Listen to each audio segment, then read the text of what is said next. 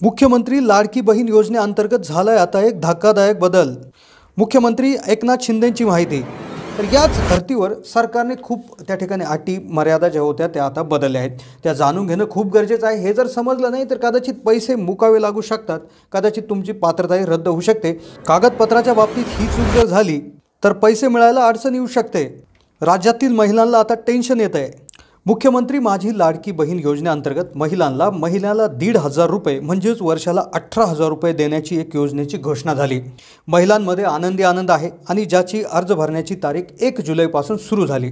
त्यानंतर 2 तारखेला आणि 3 तारखेला यामध्ये खूप मोठे बदल काही करण्यात आले, काही अटी शिथिल करण्यात आल्या, काही मर्यादा वाढवण्यात आल्या। पण परत एक असा यामध्ये धक्कादायक बदल झालाय जो जाणून घेणं तुमच्यासाठी खूप गरजेचं आहे। कागदपत्रांच्या संदर्भातील हा बदल असल्यामुळे तुम्ही हा व्हिडिओ लक्षपूर्वक शेवटपर्यंत पाहाच, पण जास्तीत जास्त लोकांना हा व्हिडिओ शेअर देखील करा। चला तर मग सुरू करूयात हा व्हिडिओ। मुख्यमंत्री माझी लाडकी बहीण योजनेअंतर्गत महिन्याला 1,500 वर्षाला 18,000 रुपये मिळण्यासाठीची सगळ्यात पहिला जो बदल झाला आहे ती म्हणजे मुदत वाढवण्यात आली। 15 जुलैपर्यंत ही मुदत होती, तर आता तब्बल 2 महिन्याची मुदत याच्यामध्ये देण्यात आलेली आहे।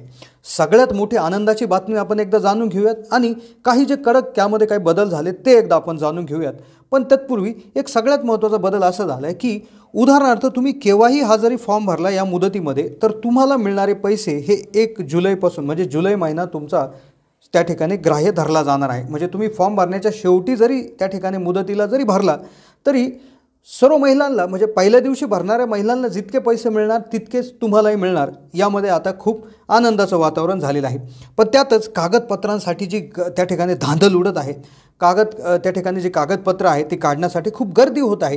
तर याच धर्तीवर सरकारने खूप त्या ठिकाणी अटी मर्यादा ज्या होत्या त्या आता बदलल्या आहेत, त्या जाणून घेणं खूप गरजेचं आहे। हे जर समजलं नाही तर कदाचित पैसे मुकावे लागू शकतात, कदाचित तुमची पात्रताही रद्द होऊ शकते। सगळ्यात महत्त्वाची गोष्ट म्हणजे पूर्वी प्रचंड कागदपत्रे याच्यामध्ये लागत होती, कॉम्प्लिकेटेड कागदपत्र होती, उत्पन्नाचा दाखला, जन्माचा दाखला, रहिवासी दाखला अशा गोष्टी लागत होत्या। आता त्या गोष्टीची आता गरज नाही। आता प्रमुख 4च कागदपत्र तुमच्याकडे असणं गरजेचं आहे। जे जर तुमच्याकडे असेल तर आता तुम्हाला कुठलंही टेन्शन घ्यायची गरज नाही आहे। आता सगळ्यात पहिले कागदपत्रांच्या बाबतीतला बदल, उत्पन्नांच्या संदर्भातला बदल, वयाच्या संदर्भातला बदल आणि व्हिडिओच्या शेवटी एक अशी चेतावणी देखील सरकारच्या माध्यमातून देण्यात आलेली आहे की ती जर पाळली नाही तर कदाचित मोठं नुकसान देखील होऊ शकतं। पहिलं कागदपत्र याच्यामध्ये लागेल आधार कार्ड। आधार कार्ड प्रत्येकाडेच असेल। आधार कार्डची झेरॉक्स तुमच्याकडे असणं किंवा ओरिजिनल कॉपी तुमच्याकडे असणं गरजेचं आहे।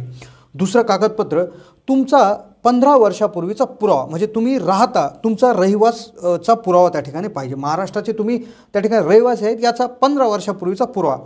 आता पूर्वी डोमेसाईल त्या ठिकाणी लागत होतं, तर यासाठी 4 ऑप्शन्स, 4 ते 5 ऑप्शन्स किंवा 4 ते 5 विकल्प इथे दिलेले आहेत। 15 वर्षाचा पूर्वीचा पुराव्यासाठी तुम्ही डोमेसाईल म्हणजेच अधिवास प्रमाणपत्र देऊ शकता। ते नसेल तर तुम्ही शाळा सोडल्याचा दाखला जो तुमचा असेल तोही तिथे चालू शकतो। तिसरा तुमचा जन्माचा दाखला, बर्थ सर्टिफिकेट हे देखील तिथे ग्राह्य धरण्यात येईल।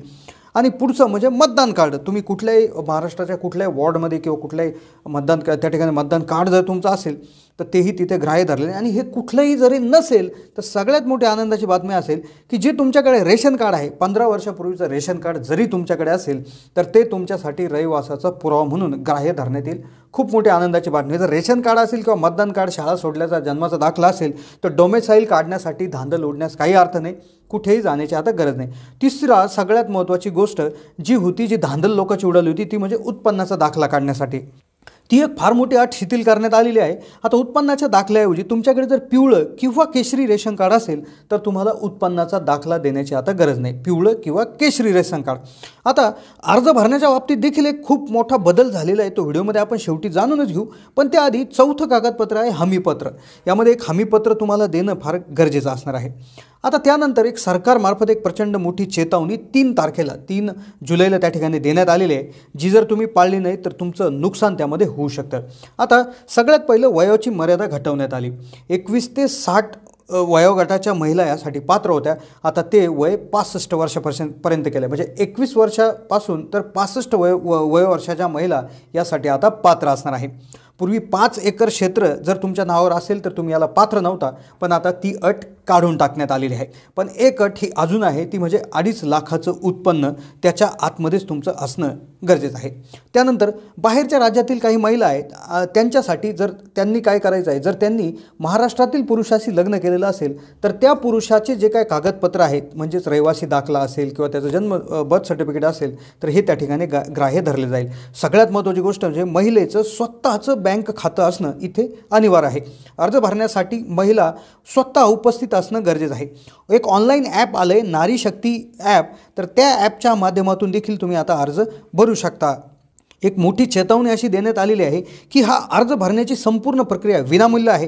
त्यामुळे अर्जाची प्रिंट घेण्यासाठी, कागदपत्रे काढण्यासाठी कुठल्याही दलालाला, कुठल्याही एजंटला पैसे देण्याची गरज नाही. असे पैसे जर कोणी मागितले तर तुम्ही त्या कक्ष अधिकाऱ्याला त्या ठिकाणी तक्रार करू शकता आणि त्या ठिकाणी करू शकता. मुख्यमंत्र्यांच्या जे काही वेबसाईट आहे तर त्या माध्यमातून सक्त निर्देश देण्यात आलेले आहे की कुठल्याही प्रकारची फसवणूक होऊ नये. त्यामुळे हे अर्ज प्रक्रिया 100% विनामूल्य असल्यामुळे तुम्ही कुठेही एक पैसाही त्या ठिकाणी द्यायचा नाही. पूर्ण प्रक्रिया हे विनामूल्य असणार आहे. आता अर्जाविषयी आपण माहिती घेऊ, कोणते कागदपत्र किंवा अर्जाची काय सिस्टम आहे त्याविषयी आता इथून पुढे आपण माहिती घेऊयात.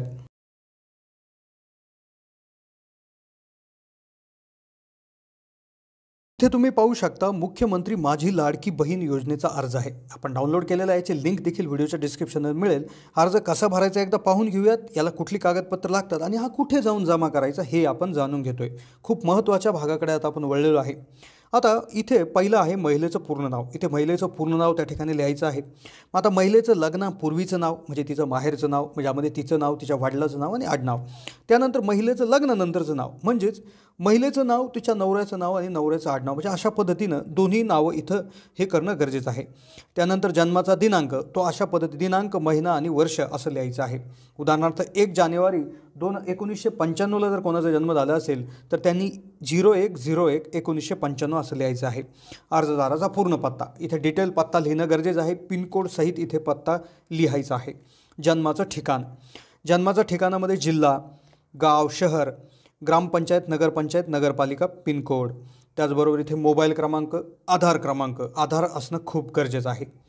7वं, शासनाच्या इतर याच्यामार्फत राबवणाऱ्या आर्थिक योजनेचा लाभ घेतात का? कोणते जर लाभ घेता असाल तर त्याची त्या ठिकाणी रक्कम लिहायची आहे. ती जर 1500च्या वर असेल तर तुम्हाला लाभ मिळणार. वैवाहिक स्थिती, विवाहित आहात, घटस्फोटित, विधवा, हे लिहायचं आहे. बँकेचा पूर्ण तपशील, बँकेचं नाव, बँक धारकाचं नाव, बँक खातं, IFSC कोड, आपला आधार क्रमांक बँक खात्याशी जोडला आहे की नाही, खूप गरजेचं आहे, जोडून घ्यावं. नारी शक्ती प्रकार, आता तुम्ही कोण आहात, म्हणजे अंगणवाडी सेविका, अंगणवाडी मदतनीस, परीक्षविक्ता, ग्राम्य वार्ड अधिकारी, सेतू सुविधा केंद्र, सामान्य महिला. तुम्ही काहीच करत नसाल तर सामान्य महिला लिहा. सर्व कागदपत्राच्या प्रती अपलोड करण्यात, म्हणजे यामध्ये तुम्ही कागदपत्र, आधार कार्ड, जन्म प्रमाणपत्र, उत्पन्न प्रमाणपत्र, अर्जाचं हमीपत्र, बँक पासबुक, अर्जदाराचा फोटो, तर हे सर्व फॉर्म भरून तुम्ही अंगणवाडीत जमा करू शकता.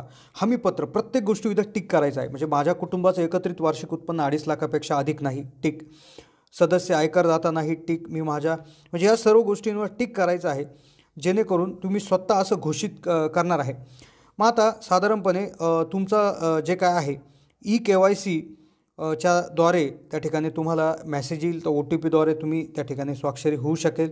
इथे तुम्ही सही करून देऊ शकता आणि खाली अर्जाची पावती तुम्हाला त्या ठिकाणी मिळणार. तर अशा पद्धतीचा एक अर्ज त्या ठिकाणी असणार आहे. पण आत्ताच एक जी घोषणा झाली ज्यामध्ये वयाची मर्यादाही वाढवण्यात आलेली आहे आणि असे काही सूत्रांकडून सांगण्यात आलेले की जमिनीसाठीची अट होती तर ती देखील शिथिल करण्यात आली की नाही याविषयी आता चर्चा सुरू झालेली आहे. तर ही होती माहिती. कशी वाटली माहिती कमेंटच्या माध्यमातून कळवा. चॅनलला नवीन असाल तर जरूर सबस्क्राईब करा.